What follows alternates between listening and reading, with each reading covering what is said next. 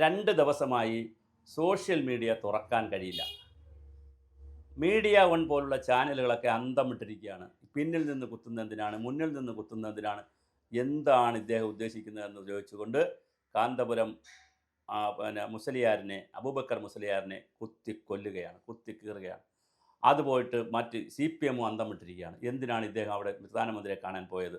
എല്ലാ ഭാഗങ്ങളിൽ നിന്നുള്ള അന്തം വിടലിനിടയിൽ രാജീവ് ചന്ദ്രശേഖറാണ് ഈ കഥയുടെ പിന്നിൽ.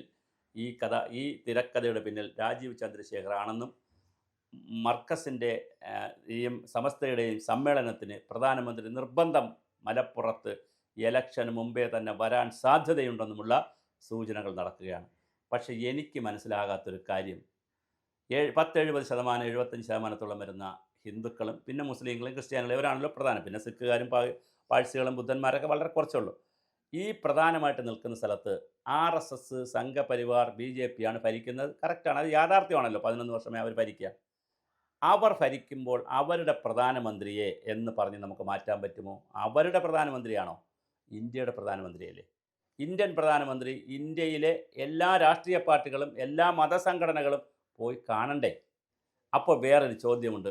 ഇനി അരക്ഷിതമാണെന്ന് വിചാരിക്കുക. ഈ കാന്തപുരം അബൂബക്കർ മുസ്ലിയാർ പറഞ്ഞത് സുരക്ഷിതമാണെന്നാണ്. അതാണ് വേറൊരു വിവാദം. അദ്ദേഹം പോയി കണ്ട് പ്രധാനമന്ത്രിയെ കണ്ട് പ്രധാനമന്ത്രിയോട് അരമണിക്കൂർ സംസാരിച്ചു. വളരെ സൗഹൃദ സംഭാഷണമായിരുന്നു. ചായയെല്ലാം കുടിച്ചു. അത് കഴിഞ്ഞിട്ട് പിന്നെ പുറത്തിറങ്ങിയൊരു ദേശീയ മാധ്യമത്തിന് കൊടുത്ത ഒരു ഇൻ്റർവ്യൂവിൽ അബൂബക്കർ മുസ്ലിയാർ, കാന്തപുരം മുസ്ലിയാർ പറഞ്ഞത്, അതായത് ഈ രാജ്യത്ത് അങ്ങനെ വലിയ പ്രശ്നങ്ങളൊന്നുമില്ല, ലോകത്തിനെ മോദിയുടെ പേരിൽ ലോകം അറിയപ്പെടുന്നുണ്ട്, ഈ മർക്കസിൻ്റെ പേരും ലോകത്ത് അറിയപ്പെടുന്നുണ്ട്, അതുകൊണ്ട് ലോകത്തിലെ ഏറ്റവും കൂടുതൽ മുസ്ലിങ്ങൾ ന്യൂനപക്ഷം എന്നുള്ള നിലയിൽ സുരക്ഷിതമായി കഴിയുന്ന, ഭൂരിപക്ഷമല്ല ന്യൂനപക്ഷം എന്നുള്ള മുസ്ലിം ന്യൂനപക്ഷ രാജ്യങ്ങളിൽ ഏറ്റവും സുരക്ഷിതമായി കഴിയുന്ന രാജ്യമാണ്. ഇവിടെ ക്ഷേത്രങ്ങളോ പള്ളികളോ ഒന്നും പൊളിക്കലൊന്നുമില്ല, ഇവിടെ മനോഹരമാണ് എന്ന് മുസ്ലിയാർ പറഞ്ഞു. അതാണ് എല്ലാവർക്കും ബുദ്ധിമുട്ടായത്. അപ്പോൾ ഇവിടെ ഒരു ചോദ്യമുണ്ട്. ഇനി അപ്പോൾ കുറേ ബാക്കി മുസ്ലിം സംഘടനകളും അങ്ങനെയല്ല, ഇവിടെ ഭയങ്കര അരക്ഷിതാവസ്ഥയാണ്. BJP ഭരണത്തിന് കീഴിൽ അരക്ഷിതാവസ്ഥയാണ്. ഓക്കെ, അരക്ഷിതാവസ്ഥയാണ്. അരക്ഷിതാവസ്ഥ മാറ്റുന്നത് എങ്ങനെയാണ്? രാജ്യത്ത് ഒരു പ്രധാനമന്ത്രി വന്നാൽ അല്ലെങ്കിൽ മുഖ്യമന്ത്രി വന്നാൽ, രാജ്യത്ത് അരക്ഷിതാവസ്ഥ വന്നാൽ മാറ്റുന്നത് എങ്ങനെയാണ്? തല്ലിയാണോ? തെരുവിൽ തല്ലിയാണോ? ചാനൽ ചർച്ചയിലിരുന്ന് അടുപ്പൂട്ടി ചർച്ച നടത്തിയിട്ടാണോ? അല്ല. ആ ഭരണാധികാരിയെ, ആരായാലും, അത് പ്രധാനമന്ത്രി ആയാലും മുഖ്യമന്ത്രി ആയാലും ഗവർണറായാലും, ആ ഭരണാധികാരിയെ ബന്ധപ്പെട്ടവർ സമയമെടുത്ത് പോയി കാണുക തന്നെ ചെയ്യണം. അവർ കാണുകയും ആരാണ് ഇവിടെ അരക്ഷിതത്വം ഉണ്ടാക്കുന്നത്, മുസ്ലിങ്ങളെ സംബന്ധിച്ചിടത്തോളം RSSോ സംഘപരിവാറോ ബജറംഗ് ദളോ അല്ലെങ്കിൽ ഹനുമാൻ സേനയോ അല്ലെങ്കിൽ സംഘപരിവാർ സംഘടനകൾ ആരെങ്കിലും ഇന്ത്യ രാജ്യത്ത് ഏതെങ്കിലും മുക്കിലോ മൂലയിലോ എവിടെയെങ്കിലും എന്തെങ്കിലും കുഴപ്പം മുസ്ലിങ്ങൾക്കെതിരെയോ, പശു, ആട്, പന്നി എന്നൊക്കെ പറഞ്ഞ് ഒരുപാട് പ്രശ്നങ്ങളുണ്ട്, എന്തെങ്കിലും പ്രശ്നങ്ങൾ ഉണ്ടാക്കുകയാണെങ്കിൽ ആ പ്രശ്നങ്ങളില്ലാതെ ഞങ്ങളെ സഹായിക്കണമെന്ന് ഒരു മുസ്ലിം പണ്ഡിതനോ മുസ്ലിമിൻ്റെ ഏറ്റവും സീനിയർ നേതാവോ, വളരെ സീനിയറായി ജീവിച്ചിരിക്കുന്ന നേതാവോ പ്രധാനമന്ത്രിയെ കണ്ട്, BJP നേതാവിനെ കണ്ടല്ല, ഞാൻ കുറച്ചുകൂടി കടത്തി പറയാം, പ്രധാനമന്ത്രിയെ കണ്ട് സംസാരിച്ചാലും എവിടെയാണ് തെറ്റുള്ളത്? അങ്ങനെ കണ്ട് സംസാരിക്കണ്ടേ? അങ്ങനെ സംസാരിക്കുമ്പോഴല്ലേ മഞ്ഞുരുകുന്നത്? പ്രധാനമന്ത്രിക്കും കൂടുതൽ കാര്യങ്ങൾ മനസ്സിലാകുന്നത് അപ്പോഴല്ലോ. ഇവർ അരക്ഷിതരാണ്, അവർ അത്ര സുരക്ഷിതരല്ല എന്നുള്ള ഫീൽ അവർക്കുമുണ്ട്. നമ്മൾ ഒരു ഭരണഘടനയെ മാനിക്കുന്നൊരു രാജ്യമാണ്.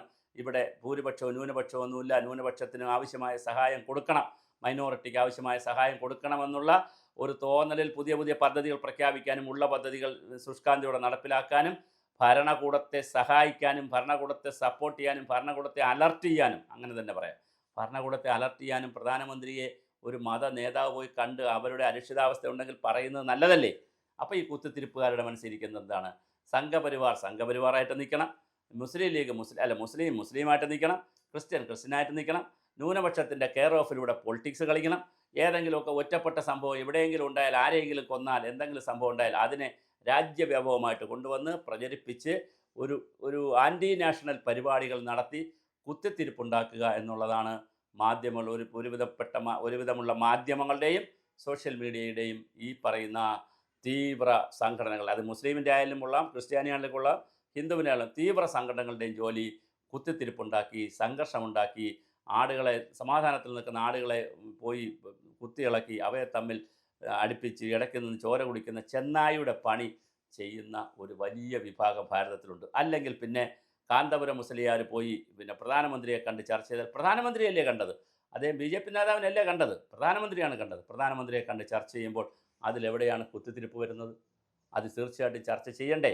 അങ്ങനെ ചർച്ച ചെയ്യുമ്പോഴല്ലേ പ്രധാനമന്ത്രിക്കും തെറ്റിദ്ധാരണകളുണ്ടെങ്കിൽ മാറുക, കാന്തപുരത്തിനും എന്തെങ്കിലും തെറ്റിദ്ധാരണയുണ്ടെങ്കിൽ അങ്ങനെയല്ല കണക്കുകൾ സൂചിപ്പിക്കുന്നത്, ഇങ്ങനെയല്ല ഡേറ്റകൾ സൂചിപ്പിക്കുന്നത്, ഇങ്ങനെയല്ല സംഘപരിവാർ അധികാരത്തിന് വന്നതിന് ശേഷമല്ല ഈ കാര്യങ്ങൾ നടന്നത്, ഇത് മുമ്പ് ഇവിടെയുണ്ട്, അത് എങ്ങനെയാണ് നമുക്ക് പരിഹരിക്കുക, ഈ ബഹുസ്വരമായ പിന്നെ നാനാത്വത്തിൽ ഏകത്വമുള്ള വലിയ വൈവിധ്യമുള്ള ജൈവ വൈവിധ്യം പോലെ തന്നെ പിന്നെ ജാതി വൈവിധ്യമുള്ള മതവൈവിധ്യമുള്ള ഭാഷാ വൈവിധ്യമുള്ള ഒരു വലിയ രാജ്യത്ത് 150 കോടി ആളുകൾ ഏകോദര സഹോദരങ്ങളെ കഴിയുന്നതിന് എന്തൊക്കെ പ്രോട്ടോക്കോൾ എടുക്കണം, എന്തൊക്കെ നിയമ നടപടി എടുക്കണം, എന്തൊക്കെ മുന്നൊരുക്കങ്ങൾ എടുക്കണം എന്നുള്ളതിനെ സംബന്ധിച്ച് ചർച്ച ചെയ്യുകയും ആവശ്യമായ നോട്ടുകൾ കൊടുക്കുകയും അത് ചർച്ചയ്ക്ക് വെക്കുകയും വീണ്ടും അത് ചർച്ച ചെയ്യുകയും ഒക്കെ ചെയ്യുന്ന അരമണിക്കൂർ പോരാ, അത് അര ദിവസവും പോരാ, അത് നീണ്ടു നിൽക്കുന്ന സംവാദങ്ങൾ നടക്കണ്ടേ. അങ്ങനെ സംവാദങ്ങൾ നടന്ന് ജനങ്ങളെയും വിശ്വാസത്തിലെടുത്തുകൊണ്ട് ഇവിടെ മുസ്ലിങ്ങൾ വന്നവരായാലും നിന്നവരായാലും ആദ്യം വന്നാലും രണ്ടാമത് എങ്ങനെയായാലും ഇവിടെ ഉള്ളവരാണ്, അവരെ ഇനി പഠിച്ചു കളയാൻ പറ്റത്തില്ല, അവർ ഈ രാജ്യത്തിൻ്റെ ദേശീയതയുമായി ചേർന്ന് പോകുന്നവരാണ്.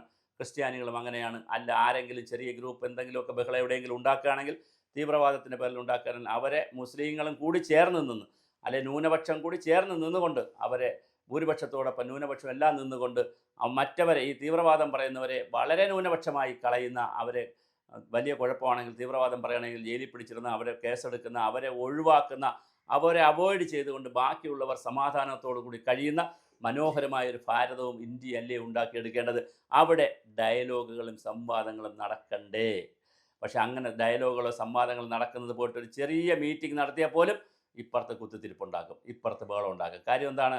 എല്ലാവരും ആഗ്രഹിക്കുന്നത് ഈ കുത്തിത്തിരിപ്പുണ്ടാക്കുന്ന ബഹളമുണ്ടാക്കുന്ന മത തീവ്രവാദ സംഘടനകൾ ഏതിൻ്റെ ആയിക്കലും, ഞാൻ മുസ്ലിം മാത്രമല്ല പറഞ്ഞു, മുസ്ലിം ക്രിസ്ത്യൻ ഹിന്ദു ഏത് മതത്തിൻ്റെ തീവ്രവാദ സംഘടനകളായാലും സംഘപരിവാറിലെ തീവ്രമായി സംസാരിക്കുന്ന സംഘപരിവാർ സംഘടനകളായാലും, ചില സംഘടനകളൊക്കെ വളരെ തീവ്രമായി പറയാറുണ്ട്, ഹിന്ദു സംഘടന എന്ന് പറയും, പക്ഷെ വളരെ തീവ്രമായി മുസ്ലിം വിരുദ്ധതയും ക്രിസ്ത്യൻ വിരുദ്ധതയൊക്കെ പറയാറുണ്ട്. കണ്ണിൽ കണ്ടാപ്പോൾ കൊന്നുകളയും, ഭയങ്കര ജാതിസ്പർദ്ധയും മതസ്പർദ്ധയാണ്. അങ്ങനെ പോകാനൊന്നും പറ്റത്തില്ല ഒരു രാജ്യത്ത്.